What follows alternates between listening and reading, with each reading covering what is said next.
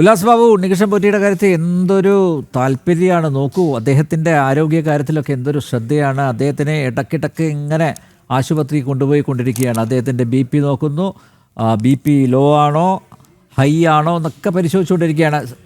Ullas Babu, ദ്വാരപാലക ശില്പങ്ങളിലെ 2 kilo തൂക്കം വരുന്ന സ്വർണം അടിച്ചെടുത്തു എന്ന് മാത്രമല്ല, ഈ പാളികൾ പല സ്ഥലങ്ങളിലും പ്രദർശിപ്പിച്ച് ആചാരലംഘനം നടത്തുകയും ചെയ്തു നമ്മുടെ ബഹുമാന്യനായ പോറ്റി. തീർന്നില്ല, വിവിധ സ്പോൺസർമാരെ കണ്ടെത്തി അവരിൽ നിന്നും വലിയ അളവിൽ സ്വർണം വാങ്ങി അത് മുഴുവനായും ഉപയോഗിക്കാതെ കൈവശപ്പെടുത്തുകയും ചെയ്തു. ഇന്നത്തെ റിമാൻഡ് റിപ്പോർട്ടിൽ പ്രാഥമികമായിട്ട് SIT കണ്ടെത്തിയ കാര്യങ്ങളാണ് അവർ എഴുതി ചേർത്തിരിക്കുന്നത്. റിമാൻഡ് റിപ്പോർട്ടിൽ നോക്കൂ, ഇവിടെ ദേവസ്വം ബോർഡ് ജീവനക്കാരുമായിട്ട്, ദേവസ്വം ബോർഡിലെ ഉന്നത ഉദ്യോഗസ്ഥരുമായിട്ട് ഒക്കെ ഗൂഢാലോചന നടത്തിയിട്ടാണ് ഇങ്ങനെയൊരു സ്വർണ്ണക്കൊള്ള നടത്തിയത് എന്ന് SIT പറയുന്നുണ്ട്. അവിടെയാണ് ഞാൻ നേരത്തെ ഈ ഡിബേറ്റിൽ പങ്കെടുക്കുന്ന CPM നേതാവിനോട് ഞാൻ ചോദിച്ചത്. അതായത് എല്ലാവരെയും നിയമത്തിൻ്റെ മുന്നിൽ കൊണ്ടുവരുന്നതാണ് പറഞ്ഞത്. അങ്ങനെയാണെങ്കിൽ ദേവസ്വം ബോർഡ് മുൻ പ്രസിഡൻറ്റിനെയും ദേവസ്വം ബോർഡ് മുൻ അംഗങ്ങളെയും എല്ലാം നിയമത്തിന് മുന്നിൽ കൊണ്ടുവരേണ്ടേ? അവർ കൂടി അറിഞ്ഞുകൊണ്ടല്ലേ ഈ കൊള്ള നടന്നിരിക്കുന്നത്. പക്ഷേ അത് പറ്റില്ല. അവരെല്ലാം ശുദ്ധന്മാരാണ്, അവരൊക്കെ ശുദ്ധന്മാരാണ്. പക്ഷേ ഉദ്യോഗസ്ഥന്മാർ എല്ലാം കള്ളന്മാരാണ്. അത് നമുക്ക് മുഖവിലൊക്കെ എടുക്കാൻ പറ്റുമോ ഉല്ലാസ് ബാബു? പറയാലോ, ഞാൻ ചോദിക്കട്ടെ, ഉദ്യോഗസ്ഥന്മാരെല്ലാം കള്ളന്മാരാണ്. അങ്ങനെയാണെങ്കിൽ ഈ കള്ളന്മാരാണെന്ന് മനസ്സിലാക്കാനുള്ള പ്രാപ്തി അവിടെ ഇത്ര കാലമായിട്ട് 9-9.5 കൊല്ലമായിട്ട് ഇവരുടെ സർക്കാരിന്റെ നേതൃത്വത്തിലുള്ള ദേവസ്വം ബോർഡിനോ ദേവസ്വം ബോർഡിന്റെ മറ്റ് മെമ്പർമാർക്കോ ഉദ്യോഗസ്ഥർക്കോ അല്ലെങ്കിൽ അതിന്റെ പ്രധാന മന്ത്രിക്കോ അല്ലെങ്കിൽ അതിന്റെ ഉത്തരവാദിത്തമുള്ള ദേവസ്വം സെക്രട്ടറിക്കോ ഒന്നും സാധിച്ചില്ലെങ്കിൽ അവരെ പൊട്ടന്മാരെന്നോ വിഡ്ഢികളെന്നോ അതോ കഴിവില്ലാത്തവന്മാരെന്നോ ഞങ്ങൾ വിളിക്കേണ്ടത്? ഞങ്ങൾ ജനങ്ങൾ എന്താ അവരെ വിളിക്കേണ്ടത്? രണ്ടാമത്തെ ഒരു കാര്യം ചോദിക്കട്ടെ, ശ്രീ ഇടതുപക്ഷത്തിന്റെ പ്രതിനിധിയായിട്ടുള്ള ബഹുമാനായ ശ്രീ രവി, അദ്ദേഹത്തിന്റെ കുറെ കാര്യങ്ങളുണ്ട്. അദ്ദേഹം പറഞ്ഞു 2007 അങ്ങ് പറഞ്ഞ വാക്കാട്ടോ, ഞാൻ കൂട്ടിച്ചേർക്കണമില്ല. 2007 പോറ്റി എന്ന് പറയപ്പെടുന്നവൻ അവിടെ വന്നു. അവന് വേണ്ട രേഖകളും കാര്യങ്ങളും എന്ന് പറഞ്ഞാൽ പൂജ ചെയ്യാനായിട്ട് മന്ത്രം ഇത്യാദി കാര്യങ്ങളുടെ രേഖകൾ കൃത്യമല്ലാത്തതുകൊണ്ട് അയാളെ പുറത്താക്കിയ തെമ്മാടിയെ തിരിച്ചു കൊണ്ടുവന്ന് ദേവസ്വത്തിന്റെ കാര്യങ്ങൾ മുഴുവൻ ഏൽപ്പിക്കാനായിട്ടുള്ള പ്രാപ്തി കുറവുള്ളവനെയാണോ നിങ്ങൾ പ്രസിഡന്റും മെമ്പർമാരാക്കി വെച്ചേ? ആ ഭാഷ തന്നെ ഉപയോഗിച്ചോട്ടെ. അപ്പൊ നിങ്ങളുടെ തന്നെ വാക്കുകൾ കടമെടുത്താൽ 2007 കമ്മ്യൂണിസ്റ്റ് പാർട്ടി വേണ്ടെന്ന് കഴിഞ്ഞ ശേഷം കമ്മ്യൂണിസ്റ്റ് പാർട്ടി LDFന്റെ പ്രസിഡന്റ് അല്ല. LDFന്റെ പ്രസിഡന്റ് അല്ല 2014 അങ്ങ് മനസ്സിലാക്കണം. മിസ്റ്റർ രവി, താങ്കൾ 2019 കാര്യമല്ലേ ചർച്ച ചെയ്യുന്നത്? അല്ല, ഞാനൊന്ന് പറഞ്ഞോട്ടെ. അല്ല, 14 തിരിച്ചു വന്നത് എവിടെ? സോറി ശരി, താങ്കൾക്ക് എന്നോട് വിയോജിക്കാം, എന്റെ വാക്കുകളൊക്കെ ഖണ്ഡിക്കാം, അത് അങ്ങയുടെ സമയത്ത് ആയിക്കോളൂ, നോ പ്രോബ്ലം. ഞാൻ ചോദിക്കട്ടെ, 2007 കള്ളനായിട്ടുള്ള ഒരുത്തൻ, അങ്ങയുടെ ഭാഷ തന്നെ കടമെടുത്താൽ 2007 കള്ളനായിട്ടുള്ള ഒരുത്തൻ 2019 വിശുദ്ധനാക്കപ്പെട്ടില്ലേ? ആ പ്രവൃത്തി ചോദിച്ചേ. അപ്പൊ അതിന്റെ ബാക്ക് ഹിസ്റ്ററിയിൽ അവൻ കള്ളനായിരുന്നു എന്ന് അറിഞ്ഞിട്ട് 2019 ശബരിമലയിലെ ഉരുപ്പടികൾ മുഴുവൻ അവന്റെ കയ്യിൽ കൊടുത്തയക്കുന്ന സമയത്ത് പഴയ കള്ളന്റെ കയ്യിൽ ഇതൊക്കെ കൊടുത്തയക്കുന്നു എന്ന് പറഞ്ഞപ്പോ ആ കള്ളന് കഞ്ഞി വെച്ചവനായിരിക്കില്ലേ ദേവസ്വം ബോർഡ് പ്രസിഡന്റും ആ സമയത്ത് മന്ത്രി എന്ന ചോദ്യം സാധാരണക്കാരും ഭക്തരായി ഞങ്ങളുടെ ചോദ്യമാണെന്നേ. അത് നിങ്ങൾ മനസ്സിലാക്കുക. പിന്നെ അങ്ങ് ഒരു കഥ പറഞ്ഞില്ലേ, ചക്കപ്പഴത്തിന്റെ മേലെയുള്ള അത്. എന്റെ നാട്ടിലൊരു കഥയുണ്ട്, അനിൽ നമ്പ്യാരെ. എന്റെ നാട്ടിലൊരു കഥ എന്ന് പറഞ്ഞു, ഒരു വീട്, ആ വീടിനകത്ത് കുറച്ച് ആളുകൾ കൂടി ഇരുന്നു. ആ കൂടി ഇരുന്നിട്ട് അതിലെ ഒരുത്തനെ കൊണ്ടുപോയിട്ട് തൊട്ടപ്പുറത്തെ വീട്ടിലെ ഒരു പ്ലാവ് കാണിച്ചു കൊടുത്തിട്ട് പറഞ്ഞു, ആ പ്ലാവിൽ മധുരമുള്ള ചക്കയുണ്ട്, അത് പോയി പറിച്ചു കൊണ്ടുപോവാ, ആ വീട്ടുകാർ കാണാതെ. അങ്ങനെ ഇവൻ പോയി ആ ഗൂഢാലോചന അടിസ്ഥാനത്തിൽ അപ്പുറത്ത് പോയി ആ പ്ലാവിൽ നിന്ന് പഴം പറിച്ചു കൊണ്ടുവന്നു. അങ്ങനെ എല്ലാവർക്കും വീതിച്ചു കൊടുത്തു. ഇവൻ കൊണ്ടുപോയി പഴം വീട്ടിൽ കൊടുത്ത സമയത്ത് ഇവന്റെ കുട്ടിയോട് പറഞ്ഞു, ഈ ഇങ്ങനത്തെ പറഞ്ഞാൽ ഞാൻ കുഴിച്ചിരുന്ന സമയത്ത് അത് പ്ലാവാവും, പ്ലാവായതിനു ശേഷം ഞാൻ അത് മുറിച്ചതിന് ശേഷം ഞാൻ മേശ പണിയുമ്പോൾ നീ അത് ചുണ്ണാമ്പ് എന്ന്, രവിയേട്ടന്റെ നാട്ടിൽ ചുണ്ണാമ്പ്, എന്റെ നാട്ടിൽ അത് ചോക്ക് കൊണ്ട് വരയ്ക്കുമോ? അപ്പൊ ആ ചെക്കൻ പറഞ്ഞു, ഞാൻ ചോക്ക് കൊണ്ട് വരയ്ക്കും. കാരണം എന്താ, അത് നാട്ടുകാരുടെ മുതൽ കട്ടുകൊണ്ടു വന്നതല്ലേ, അതിന് എനിക്ക് വരച്ചില്ലെങ്കിൽ എന്താ, നിങ്ങൾക്ക് എന്താ കുഴപ്പം എന്ന് ആ കുട്ടി ചോദിച്ചു. മനസ്സിലാവുന്നുണ്ടോ? അതാണ് ഇവിടുത്തെ കാര്യം. എന്ന് പറഞ്ഞാൽ ഗൂഢാലോചന നടത്തിയ കൂട്ടുകാർ എന്ന് പറയപ്പെടുന്നതാണ് ദേവസ്വം മന്ത്രിയും ദേവസ്വം സെക്രട്ടറിയും ദേവസ്വം മെമ്പർമാരും ദേവസ്വം പ്രസിഡന്റും അടങ്ങുന്ന വിഭാഗം.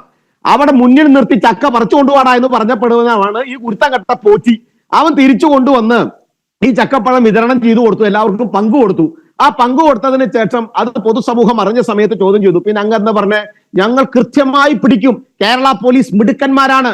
സർ, കേരള പോലീസ് മിടുക്കന്മാരായിരുന്നുവെങ്കിൽ 9.5 കൊല്ലക്കാലം നിങ്ങളുടെ ഭരണത്തിന്റെ കീഴിൽ നിങ്ങളുടെ പോലീസ് ആയിരുന്നല്ലോ, ആഭ്യന്തര വകുപ്പ് നിങ്ങളല്ലേ കൈകാര്യം ചെയ്തിരുന്നത്. ആ പോലീസിന് ശബരിമലയിൽ കൃത്യമായ കോർഡിനേഷൻ ഉണ്ടല്ലോ. ഞാൻ പറയുന്നത് നുണയുടെ തിരുത്താം. കോർഡിനേറ്റർ ഉണ്ടല്ലോ കേരള പോലീസിൽ.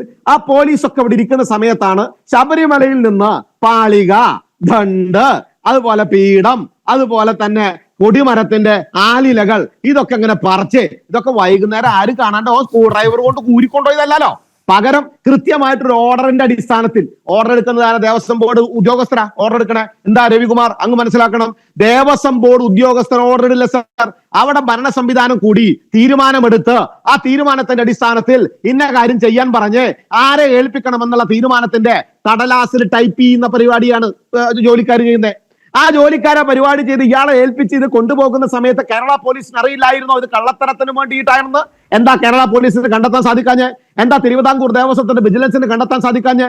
പിന്നെ നിങ്ങൾ ചോദിച്ചില്ലേ ഞങ്ങൾ പിടിച്ചില്ലേ? പിടിക്കാനുണ്ടായ മൂലകാരണം എന്താണ് സർ? ക്ഷേത്രങ്ങളെയും ക്ഷേത്രാചാരങ്ങളെയും സംരക്ഷിക്കേണ്ട സർക്കാർ ആ ക്ഷേത്രങ്ങളിൽ ഒരു കാട്ടുകളനെ കേട്ടിയിരുത്തി കച്ചവടത്തിന് വേണ്ടി കൊള്ളയടിക്കുന്നു. ആ കൊള്ളയടിച്ചത് നിങ്ങൾ കണ്ണടച്ചു കൊടുത്തിട്ട് നിങ്ങളെ പിടിച്ചു. ആര് പിടിച്ചു? നിങ്ങളുടെ മിടുക്കല്ല, നിങ്ങളുടെ പ്രാപ്തിയല്ല, നിങ്ങളുടെ കഴിവല്ല, നിങ്ങളുടെ കാര്യപ്രാപ്തിയുമല്ല. പകരം കോടതിയിൽ ആ വിഷയം വന്നപ്പോൾ കോടതി ഇടപെട്ടു. ഈ കള്ളന്മാര് കള്ളത്തരം കാണിച്ചിട്ടുണ്ട്, കോടതി ഇടപെട്ടു, കോടതി ടീമിനെ ഉണ്ടാക്കി. ആ സമയത്ത് നോക്കുകുത്തിയാവാനേ നിങ്ങൾക്ക് സാധിക്കുള്ളൂ. കാരണം നിങ്ങളുടെ കഴിവ് കുറവും നിങ്ങളുടെ കണ്ണടച്ചു കൊടുക്കലും നിങ്ങളുടെ ഇന്റൻഷനുമാണ് കള്ളത്തരത്തിന് കൂട്ടുനിന്നു എന്നുള്ള ബോധ്യത്തിന്റെ അടിസ്ഥാനത്തിൽ നിങ്ങളെപ്പോലും ദേവസ്വത്തിനെ പോലും അറിയിക്കേണ്ട ഉത്തരവാദിത്തമില്ല എന്ന് പറഞ്ഞ് SIT രൂപീകരിക്കുന്നതും അന്വേഷണം നടത്തുന്നതും അതിന്റെ മേനി ചമയല്ലേ? അത് നിങ്ങളുടെ സർക്കാരിന്റെ മേനിയല്ല.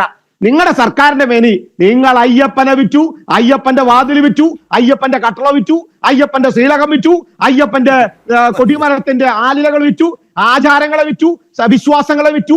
ശരണം വിളിച്ച് ആത്മാർത്ഥമായി പ്രാർത്ഥിച്ച് സമർപ്പിച്ച ആ കാശങ്ങട് കാട്ടിട്ട് അതങ്ങോട്ട് കൊള്ളടിച്ചിട്ട് അതങ്ങോട്ട് തിന്ന് പള്ള നിറച്ചിട്ട് ഒരു ഉളുപ്പില്ലാണ്ട് പറയാം പിടിച്ചില്ലേ എന്ന്. ആര് പിടിച്ചു? പോറ്റിയാരാണ്. ഒരു പോറ്റി വിചാരിച്ചാൽ ഞാൻ ചോദിച്ചോട്ടെ, ശ്രീ രവിയുടെ വീട്ടിൽ അല്ലെങ്കിൽ എന്റെ വീട്ടിൽ അല്ലെങ്കിൽ ജോർജ് ജോസഫ് സാറിന്റെ വീട്ടിൽ അല്ലെങ്കിൽ അനിൽ നമ്പ്യാരുടെ വീട്ടിൽ ഒരുത്തം വന്നിട്ട് ഇങ്ങനെ കട്ടിട്ട് പോകുന്ന സമയത്ത് നമ്മൾ അവനെ പിടിക്കില്ലേ? ആ പിടിച്ചു കഴിഞ്ഞാൽ അവന്റെ പുറകിൽ ആരാ? നിന്നോട് ആര് പറഞ്ഞിട്ട് കട്ടയെന്ന് ചോദിക്കില്ലേ? അപ്പൊ അവൻ പറഞ്ഞ ആരും പറഞ്ഞില്ല ഒറ്റയ്ക്കാണ് കട്ടയെന്ന് പറഞ്ഞാൽ ശരി, നമ്മുടെ വീട്ടിൽ വന്നാൽ നമ്മൾ കട്ടതിനെ പിടിച്ചു നിൽക്കാം. പക്ഷേ ഈ വിഷയം അങ്ങനെയല്ലല്ലോ. ഇതൊരു പൊതു സംവിധാനമല്ലേ, ഇതൊരു ക്ഷേത്രമല്ലേ, ഇതൊരു ഒരുപാട് പേര് സംരക്ഷണത്തിലുള്ളതല്ലേ, അത്ര ഇന്ത്യയിൽ തന്നെ ഏറ്റവും വലിയ സംരക്ഷിക്കപ്പെടുന്ന സ്ഥലമല്ലേ. ആ സ്ഥലത്തിൽ ഒരുത്തം വന്നിട്ട് എത്ര കൊല്ലങ്ങനെ ഒരിക്കൽ കൊണ്ടുപോവാ, രണ്ടാമത് കൊണ്ടുപോവാ? ഞാൻ ചോദിക്കട്ടെ, ക്ഷേത്രത്തിന്റെ കാര്യങ്ങൾ ഊരുചുറ്റാൻ 39ഓളം ദിവസം ഊരുചുറ്റി ഇഷ്ടമുള്ളടത്തൊക്കെ കൂടി ഇറക്കി പൂജ നടത്താൻ ആരധികാരം കൊടുത്തു? ദേവസ്വം ബോർഡ് അറിഞ്ഞില്ല? എന്തെടുക്കായിരുന്നു അവരവിടെ? വിജിലൻസ് എന്തെടുക്കായിരുന്നു അവിടെ? ദേവസ്വം മെമ്പർമാർ എന്തെടുക്കായിരുന്നു അവിടെ? ദേവസ്വം കമ്മീഷണർ എന്തെടുക്കായിരുന്നു അവിടെ? ദേവസ്വം സെക്രട്ടറി എന്തെടുക്കായിരുന്നു അവിടെ? മറ്റു ഓഫീസർമാർ എന്തെടുക്കായിരുന്നു അവിടെ? അവിടുത്തെ സെക്യൂരിറ്റി സംവിധാനം എന്തെടുക്കായിരുന്നു അവരെ?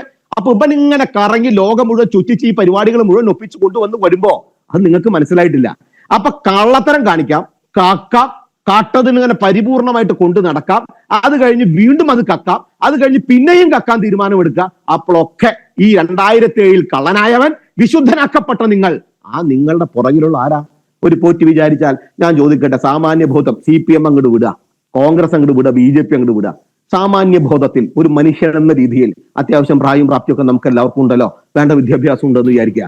അങ്ങനെയുള്ള നമുക്ക് നമ്മുടെ തലച്ചോറിലൊന്ന് ചിന്തിച്ചു നോക്കിയേ, ഒരു പോറ്റി ഒരുത്തം വിചാരിച്ചാൽ ശബരിമലയിലെ പാളയെ ഊരി കൊണ്ടുപോകാൻ പറ്റുമോ? ദ്വാരപാലക ശില്പങ്ങൾ ഊരി കൊണ്ടുപോകാൻ പറ്റുമോ? അത് വീണ്ടും പറ്റുമോ? അപ്പൊ അത് തീരുമാനം ഉണ്ടാവണമെന്ന്. ആ തീരുമാനത്തില് ദേവസ്വം ബോർഡിന് കൃത്യമായി ബോധ്യമുണ്ട്. അതിൽ N വാസുവിനെ പിടിക്കണമെന്ന്, പത്മകുമാറിനെ പിടിക്കണമെന്ന്, ആ സമയത്ത് മെമ്പർമാർക്ക് റോൾ ഉണ്ടെന്ന്. കടകംപള്ളിക്ക് അറിയാത്തതാണ് എങ്കിൽ കടകംപള്ളി പരാജയനാണ്, കടകംപള്ളി തോറ്റവനാണ്, പ്രാപ്തിയില്ലാത്തവനാണ്, കഴിവില്ലാത്തവനാണെന്നൊക്കെ ഞങ്ങൾ പറയുമ്പോൾ നിങ്ങൾ വെളിയേക്കേണ്ടി വരും. കാരണം ഓൻ അവിടെ ദേവസ്വം ബോർഡ് ഭരിക്കാനാണ് ഏൽപ്പിച്ചിട്ടുള്ളത്. ആ ദേവസ്വം ബോർഡ് ഭരിക്കാൻ ഏൽപ്പിച്ച സമയത്ത് അവിടെ കക്കല്ല ചെയ്തത്. ബംഗളൂരു എയർപോർട്ടിലാണ് പിന്നെ കൂടിക്കാഴ്ച നടത്തിയത് കേട്ടോ, കടകംപള്ളി സുരേന്ദ്രനും ഉണ്ണികൃഷ്ണൻ പോറ്റി. എല്ലാ കാര്യങ്ങളും ഇവർക്ക് അറിയാമെന്ന്. പിന്നെ രാധാകൃഷ്ണൻ ഉണ്ടായിരുന്നില്ല കുറച്ചു കാലം ഈ മന്ത്രിസഭയിൽ? വാസവൻ ഇപ്പൊ മന്ത്രിസഭ എന്ന വാസവന് പ്രാപ്തി ഉണ്ടായിരുന്നെങ്കിൽ വാസവൻ ഇല്ലല്ലോ, വാസവൻ അറിയില്ലല്ലോ. അങ്ങനെയാണെങ്കിൽ വാസവൻ വന്ന സമയത്ത് വാസവൻ ഉദ്യോഗസ്ഥരോട് ഇത്യാദി കാര്യങ്ങൾ കള്ളത്തരങ്ങൾ അവിടെ നടന്നിട്ടുണ്ടോ ചോദിച്ചോ? നിങ്ങൾ അന്വേഷിച്ചോ? നിങ്ങൾ സ്വയമായിട്ട് അന്വേഷിച്ചോ? ആദ്യം നിങ്ങൾ എന്താ പറഞ്ഞ? രജിസ്റ്ററിലില്ല. രജിസ്റ്ററില്ലേ, 1-ാം ബുക്കിലില്ലേ, 2-ാം ബുക്കിലില്ലേ, തിരുവാഭരണ രജിസ്റ്ററില്ലേ, കൃത്യമായി രജിസ്റ്ററില്ലേ, അവിടെ അപ്രൈസറില്ലേ എന്ന് പറഞ്ഞാൽ തട്ടാനില്ലേ, തട്ടാൻ കൃത്യമായി ബോധ്യപ്പെടുത്തി കൈമാറിയ സാധനമല്ലേ. ആ കൈമാറിയ സാധനം എന്തുകൊണ്ടാണ് നിങ്ങൾക്ക് വീണ്ടും അത് ചെമ്പായി വന്നത്? നിങ്ങൾ എന്തിനാ നുണ എഴുതി പിടിപ്പിച്ചേ? എന്തിനാ നിങ്ങൾ കള്ളത്തരം എഴുതി പിടിപ്പിച്ചേ? ആ കള്ളത്തരം എഴുതി പിടിപ്പിക്കുന്നതിന് എന്ന് പറഞ്ഞാൽ എന്റെ മുമ്പിൽ ഇരിക്കണു ഇടതുപക്ഷത്തിന്റെ രവി, ഞാൻ പറയാണ് രവിയല്ല ഇരിക്കുന്നത് ശ്യാമാണ് എന്ന് ഞാൻ എഴുതി പറഞ്ഞാൽ അതിന്റെ അർത്ഥം ഞാൻ നുണ പറയാന്ന, ഞാൻ കള്ളത്തരം പറയാന്ന. അപ്പൊ നിങ്ങൾ അതിനകത്ത് ന്യായീകരിക്കരുത്. നിങ്ങളുടെ സർക്കാരിന് വീഴ്ച പറ്റിയിട്ടുണ്ട്. നിങ്ങളുടെ സർക്കാർ ഹിന്ദു വിശ്വാസങ്ങളെയും ഹിന്ദു ക്ഷേത്രങ്ങളെയും ഹിന്ദു ആചാരങ്ങളെയും നശിപ്പിക്കണമെന്ന അജണ്ടയോട് കൂടിയിട്ട് 9.5 വർഷക്കാലം ഭരിച്ചവരാ. അതിന്റെ അജണ്ട കൃത്യമായി നടപ്പിലാക്കുന്നതിന് വേണ്ടി ഇപ്പുറത്തെ പിൻവാതിലൂടെ ആളുകളെ കൊണ്ട് ഇതൊക്കെ ഊരുമ്പോ കഴുക്കോലും മുത്തനും ഊരാൻ ഒരുത്തനെ ഏൽപ്പിച്ചിട്ട്, അതുകൊണ്ട് വിൽക്കാൻ ഒരുത്തനെ ഏൽപ്പിച്ചിട്ട്, അതിന്റെ പങ്ക് കച്ചവടം ഏൽപ്പിച്ചിട്ട് നിങ്ങൾ പമ്പയിൽ പോയിട്ട് നിങ്ങൾ സംഗമം നടത്തുക. ആരെ?